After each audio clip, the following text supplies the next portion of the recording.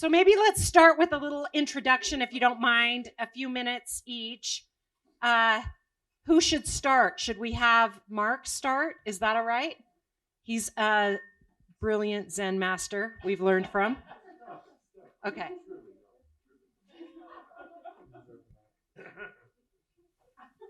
Grazie, signore. I'm Marc Potter.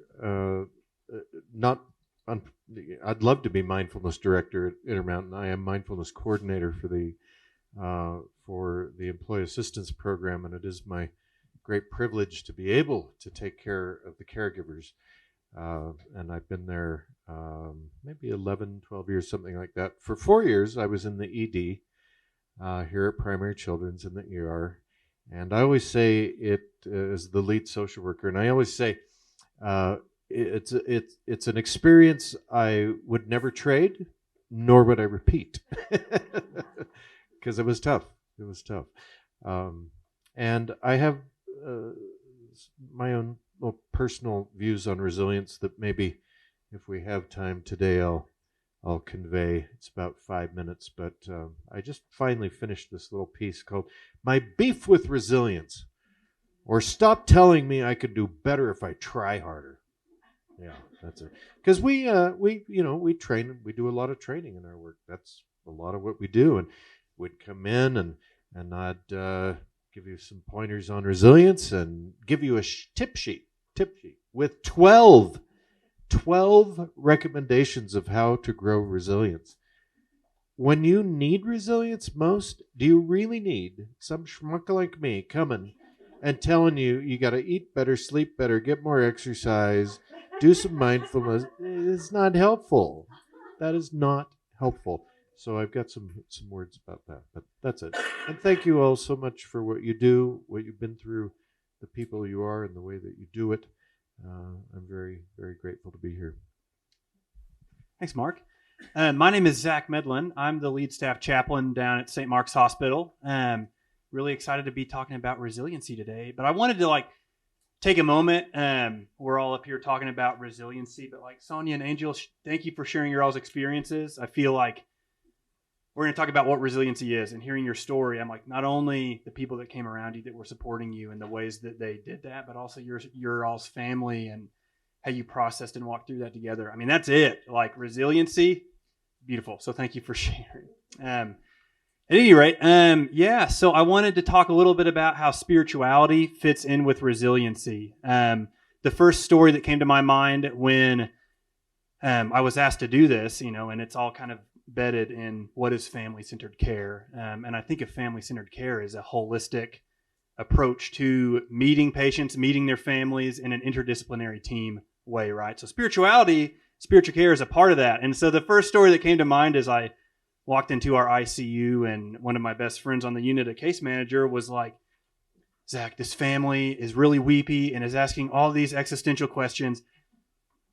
I just can't do it. I can't do it." And so she's like, "Please," just pretty much just pushed me in there, right? And so it's a little bit in jest, but it's serious, right? How can we all come together to help support families process what is often one of the most difficult times in their life? And so I hope we can talk about that today. But I wanted to you can go to the next one. I always have to do this because, people think that, not everybody, but a lot of people think, a spiritual care worker, a chaplain, this is going to be just a religious thing, right? And I want to be just very clear from the outset, right? Spirituality, in my understanding and how I'll be talking about it, is concerned with connection, right? How can we find connection, things that help give us strength, things that help support us, ways that we can view the world in hopefully a healthier and more joyful way. And so it can be connection to a specific faith system or a religious belief, of course. It can be connection to a worldview or philosophy, connection to community or family, right? And it's asking these,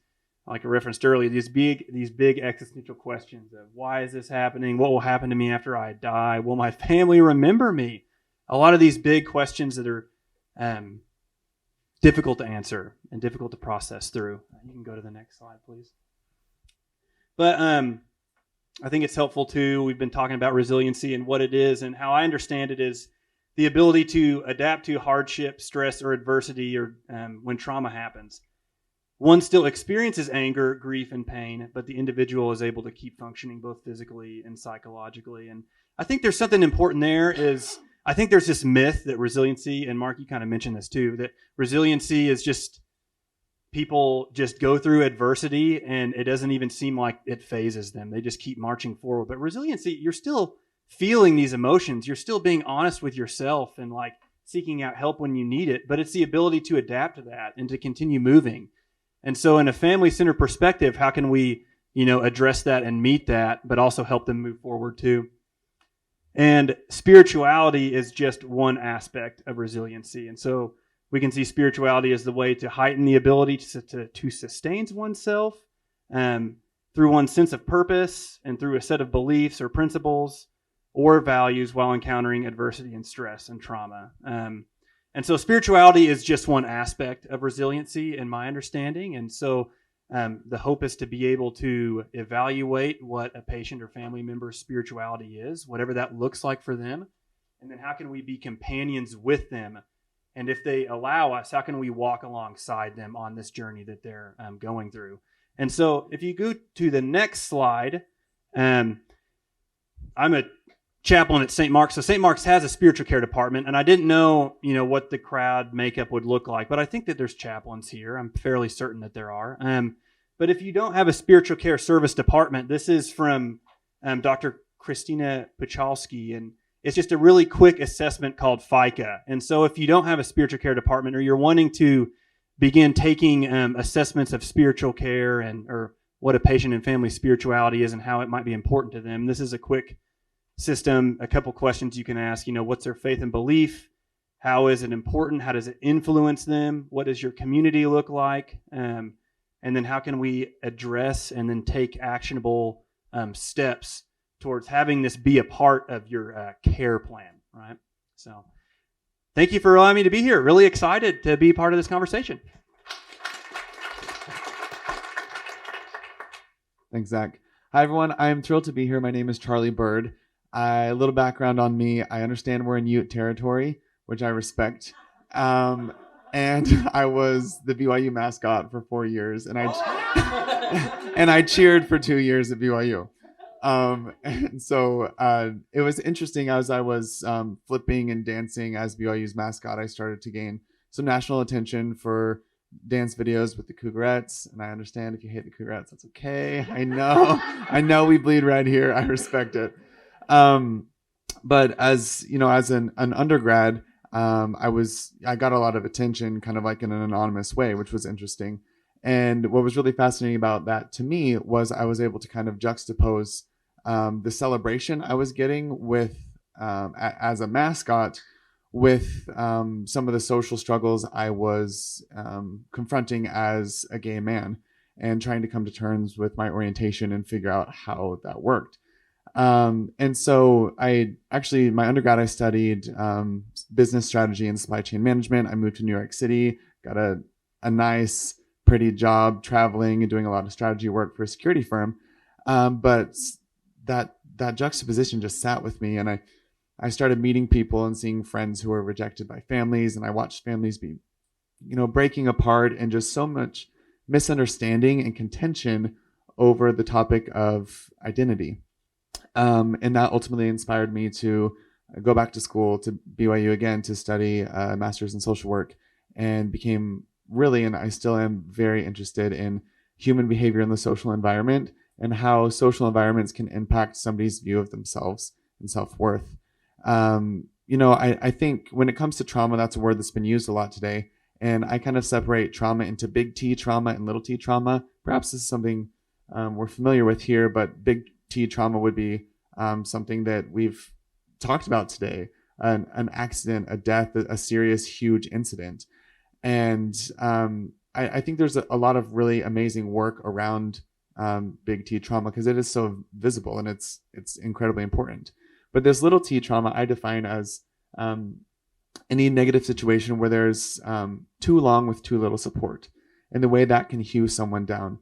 And I hope this is okay to say, but in your case, I was thinking about this and how there was a big T trauma that was followed by a lot of little t trauma. So you kind of have that compounding trauma at the same time.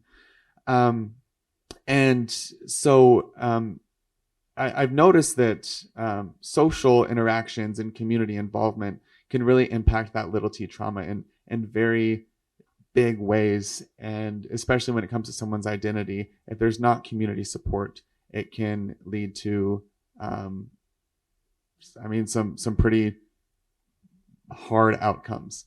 With that, though, I view resiliency kind of as one side of a coin. I think I loved the ACEs presentation today. I just thought it was so fascinating and such good material.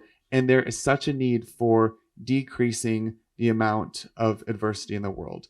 It is important for us as clinicians, as healthcare workers, to be able to make a world and a society that doesn't have as much, I wanted to say BS, but I won't, like just unnecessary hardship towards people. And then on the other side of that, we also need to build resiliency, because hardship exists in the world. There will be difficult things. There will be miscommunications. There will be polarization and oppression.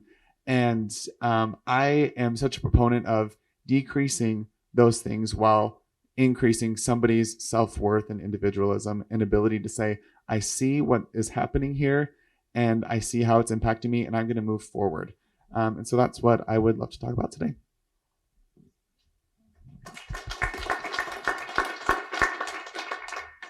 Oh, what? Come on. Hello, Orley, Bills. I've been with you most of the day. I just so you know, when I graduated, from the U, and we don't initialize. We will say the whole word instead of BS here. So, just teasing. I cut my teeth on homeless healthcare. So I started out at 4th Street Clinic downtown, working with the homeless.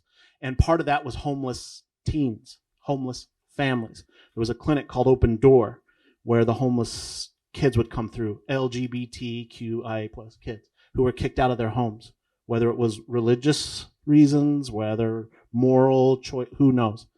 But they were on the streets, and my job was to help work with them. And Dr. Sheets, who ran that clinic, she started the Rainbow Kids clinic team up here, and she said, hey, I get to handpick my team. I want you to come work for me. And so that started my path up here of working in palliative care and working with families here and seeing both sides of that. And when I think of resiliency, I made a comment earlier today. What's the answer to any sociological question? Anybody? Carrie? Kari, come on. What is it? Depends. It depends. So what is resiliency? It depends. It depends. We've been hearing about individual stories, individual people, what resiliency means to me, what it means to Sonia, Charlie, Zach, Marc, Riley, Janae, even though she's trying to hide back there. It's different for all of us. And one of the skills I learned down at 4th Street, and my friend here, Marc Potter, knows very well, is harm reduction. And that's a technique. I'll be brief. It's hey, my job isn't to get you into rehab and stop drinking. My job is, hey, before you drink your 5th of vodka tonight, can you get in your sleeping bag so you don't freeze? Right? And it was this, yeah, I think I can do that. And so I applied a similar approach here to families in the ICU or who do not leave the room. They won't. And how many providers and people and nurses and people come to you and say, right, you need to go, you need to leave. And what's the response? Like, hell, make me. I'm not leaving. Drag me out. And then people go, see, you can see the effect it's having. And so a harm reduction approach would be like, stay at the bedside. Yeah. But what can you do while you're here at the bedside? What are you willing to do while you're here? Yeah. Can you pull up a 5-minute yoga on YouTube and do some stretching in your room? How about that? Can you, listen to a book? What can you do? If you're going to sleep in a single little tiny couch, what would help? Better pillow? Sheet? Who knows? Bringing something from home, planning ahead of time. Hey, I know we're coming back. I know we're going to be sleeping on, so I'm bringing my pillow. I'm bringing my blankets. I'm doing my stuff. Your go bag. What is it? What does it look like?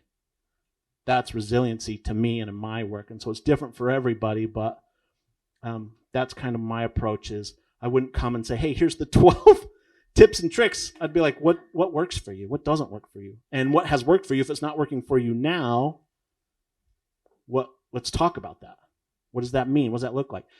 And that idea that we've been talking about of sitting with people and meeting them where they're at and saying, tell me your story. What helps you? What doesn't?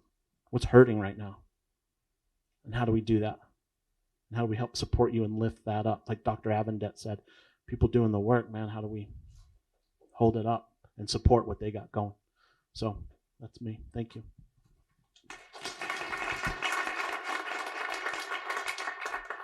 As we're talking about resiliency and what that looks like with family-centered care, to give some insight from my personal lens, but also connected with my professional lens, I had a caregiver injury. My son was a quadriplegic, and I injured my back pretty significantly, which also impeded my ability to take care of him. Sleeping inpatient, I'm not leaving the bedside. Good luck telling me. And got to the point where I joke that primaries at Intermountain should pay for my back bill because, they're not the most comfortable beds. So I did, we've had those conversations. Orley and I had those conversations about go take a nap in the Ronald McDonald room. Go bring your own pillows. Do whatever it is to support you. But as from a family-centered care perspective, I shared some of these struggles with my personal physical therapist that happened to also be an Intermountain provider. And she said, well, if you're inpatient, and I said, because we were inpatient and I was sobbing and my back was in pain. And she goes, I don't ever want you to feel like you can't take care of yourself. She said, if you're on my campus, you have free access and reign to this facility at any point in time. Can I just tell you, for the next 2 years, we were in and out of that hospital every 6 to 8 weeks. And I was up every day, able to go into their physical therapy unit, use their treadmills to walk, to stretch. So really collaborating with the rest of the team from a family perspective, and allowed me to continue to care for myself in a circumstance where previously I wasn't able to. So just an idea from a clinical standpoint. So, I have a thought on that, if it's okay. It sounds like this provider viewed you as a person rather than an issue.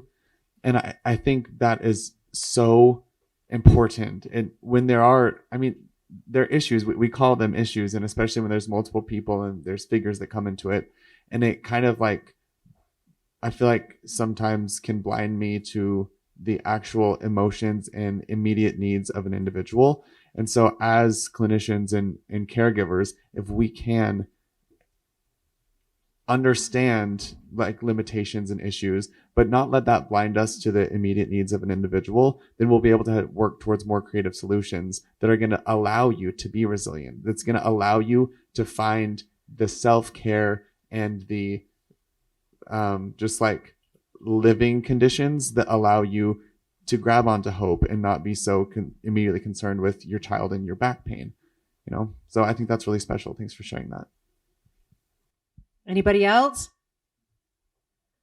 I have a couple of questions. So coming out of COVID, I guess, post-COVID, whatever we're living, it seems to me that resiliency is about, and maybe this is what Marc was joking about that he has a beef with, which is that it's about this idea that we are injured or damaged or traumatized, and then we tap into our resilience and we're back in our original form or something like that, right? And it feels like the world and our local community, the providers and the turnover that has happened in our hospital partner collaborations, that it's a tough point in history to tap into our resiliency. So I wonder if anybody on the panel wants to speak to the moment we're all living in, which is a different part of history in terms of resiliency, and I'm just so inspired by people like Sonia and Riley who take fear, grief, suffering, and pain that you said is inevitable. It's what happens, and you have a child with a complex medical condition, and it's unrelenting, the need and the pressures. So what is it about people like you who have the ability to be resilient? What do you do with that grief and fear and anger and all that stuff? And maybe this is what you hate, Marc, but does anybody want to speak to the moment in time or sort of those magical pieces in people that help them turn pain or grief into love or whatever that is, resilience? I'm sure Marc I'll be brief, and I'll defer to my colleague here. So for me, part of, as you've seen throughout the day, people tear up, cry, and what's the first thing they do? They apologize. And what does that do? That dismisses their own pain, their own hurt. And we need to stop doing that. Own that. Don't judge it. Let it be. We should be this way. We should be that. We should be. What you should be is just to be. If you hurt, hurt. If you cry, cry. If you're mad, be mad. Don't judge it. Don't shame it. Don't put it away. Feel it. Move through it. And do it. The other piece that I've been diving more into lately, and my Zach and Marc, what's the first noble truth of Buddhism? Suffering. Life is suffering. And so to me, everybody wants to be happy and have this joy, and I can't have it, and I strive, and it's temporary, and it goes, and the pain and the suffering is always there. So to me, what's worth suffering for? And what isn't? That's the question I ask myself. That's the question. And when I decide what is worth suffering for in my life, that's when I find peace and contentment. Like, it hurts, and I feel it, and I move it, and I cry, and I don't apologize for it. I don't judge it. I don't do any of that. I have people look at me and give me the faces like, oh man, are you okay? And I go, yeah, I am. I'm just letting it. The log's been kicked loose and the river's flowing, man. I'm just letting it go. And I'm okay. And I'm okay. And slowly over time, I've been like, yeah, feeling that stuff is worth suffering for me. That's just my thought. I've been thinking about this percolating thing for 2 years at least. I've been thinking, what is my beef with resilience? Because I just can't even stand the word. And I've thought, I've thought and thought, what is it exactly? And I try to articulate it, but I fumble around. So today, this morning, I sat down and I wrote a little blurb on it. So this business of telling people they're not doing well enough and then prescribing an overwhelming list of 12 things they need to do better, in my view, only compounds suffering. We need a different word, perhaps, a word from another language that better describes our moving through life and navigating barriers, obstacles, disappointments, death, craving, and discontent. In short, suffering. I think the metaphor, stick with me here, of surfing is useful. Surfers do not see coming to the end of a ride as a failure. They expect to be in the water, and they don't mind being in the water. It's not as much fun as riding a wave, but they accept that the very nature of surfing, the very nature of waves, is that they will end up in the water. They will get wet. It's not a failure on their part. It's the absolute nature of the sport. When they fall, it's simply that the conditions no longer supported standing upright on a board. The surfer doesn't need 12 suggestions to stay up on the board longer. There are things they can do that increase the probability that when conditions are such that they would support riding a wave, they're more likely to be able to do so, and perhaps for longer. There are things they can do through education and training and practice that increase their chances for better rides, safer falls, and a quicker turnaround to take advantage of the next wave. But it would be silly to tell the surfer that they are failing because they fell or got wet, or that they simply need to try harder. In fact, trying less, accepting more, relaxing and softening bear results, not being more tight, rigid, or struggling. We live in a world of suffering. We will get wet. Resilience is not the absence of suffering, nor is it the idea that we will function well all the time if we simply try harder. To be sure, there are things we can do to ease our suffering a bit, bring us a bit more happiness and moments of comfort and ease, but none of those things come to us through sheer force of will, striving for perfection or rejecting any of our experience. So what can we do? Deeply accepting each moment as it unfolds, offering greater understanding, gentleness, and kindness toward ourselves, courageously and compassionately embracing the parts of ourselves we like least, understanding that at any given moment we are doing the best we can given the 1,000 conditions present that determine our experience of life and our consequent actions, savoring the pleasant moments and softening around the unpleasant. We will get wet. Getting wet is not failure. Being willing to get wet is a tremendous act of courage. The surprising thing is not how many of us die by suicide. The surprising thing is that so many of us choose life. So I won't be coming to you telling you that there are 12 things you need to do to be more resilient, or telling you that you could do so much better if you'd only try harder.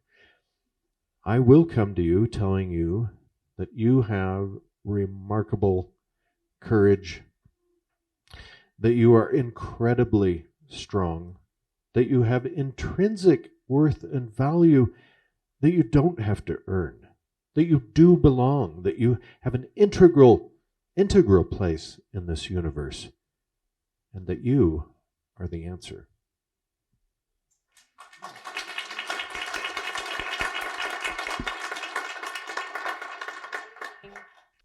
Okay, Charlie, this is directed at you. And Orley, I would love to hear your thoughts on this as well. I run an Instagram account for a 501c3 nonprofit organization called Utah Kids.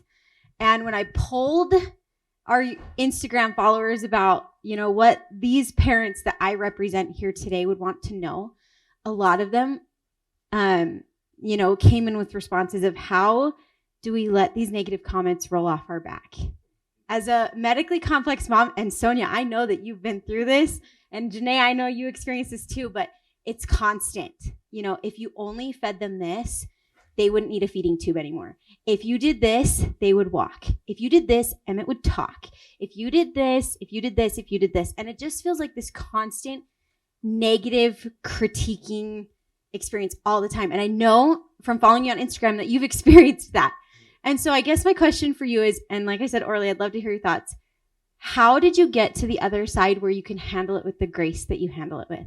And how did you go through that and let yourself feel those emotions, but still, get to the point where you can say, they don't affect me.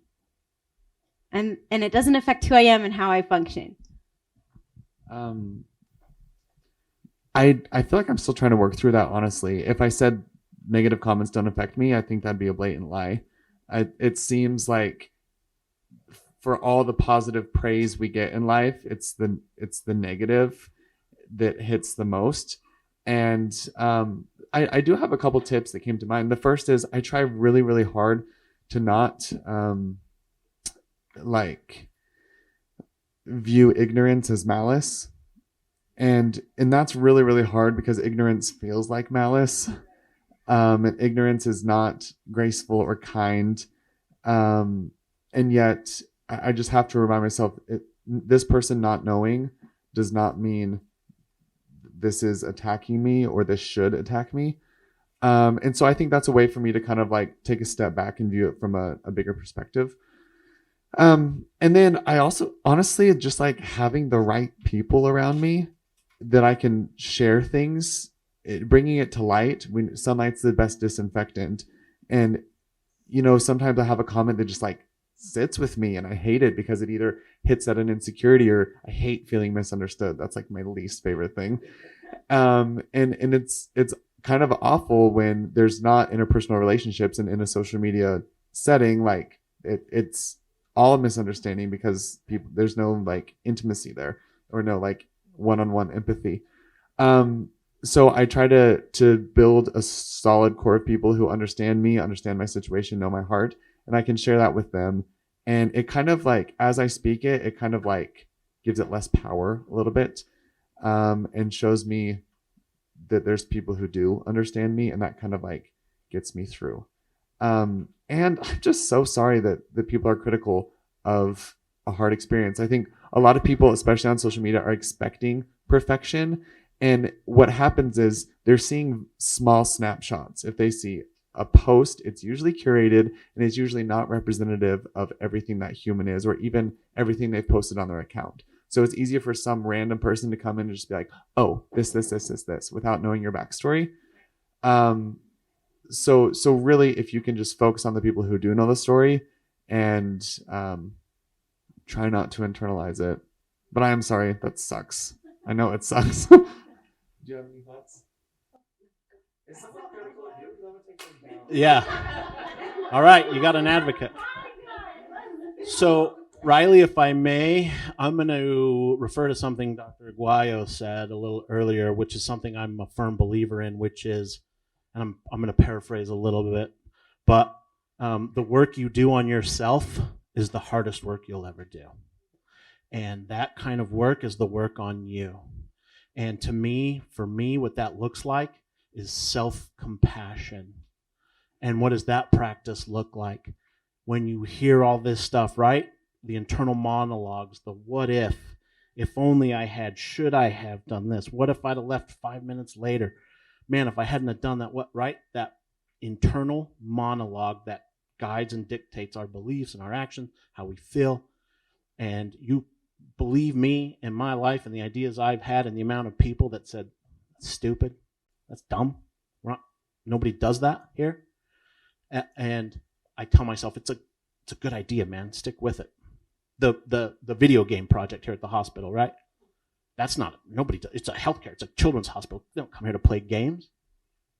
But yet, it's like one of the number one patient satisfaction things now in the surveys is the gaming system here. And I'm like, I told you.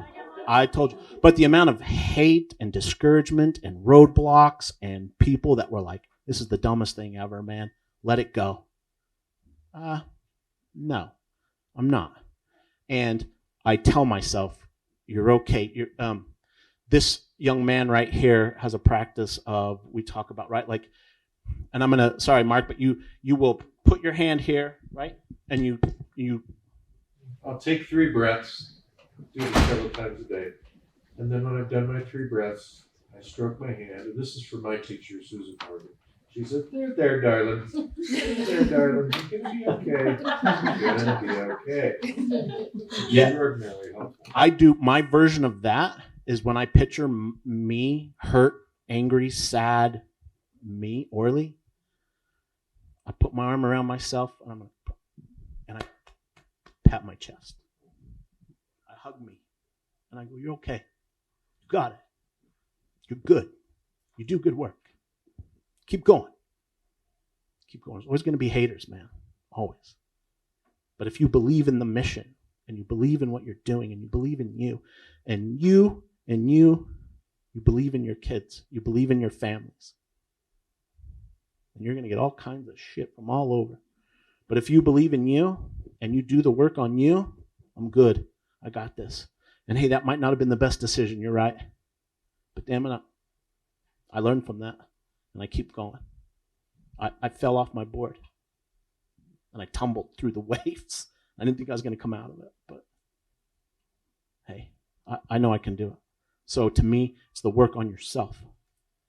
And having that community. Brene Brown, LCSW, said, she's got a quote, and you can Google it, this Lessons from My Mother, which is, and I'm going to badly mess this up too, but it's, when you are in pain, it's similar to what Charlie was just saying. When you are in pain, find people who can look you in the eye.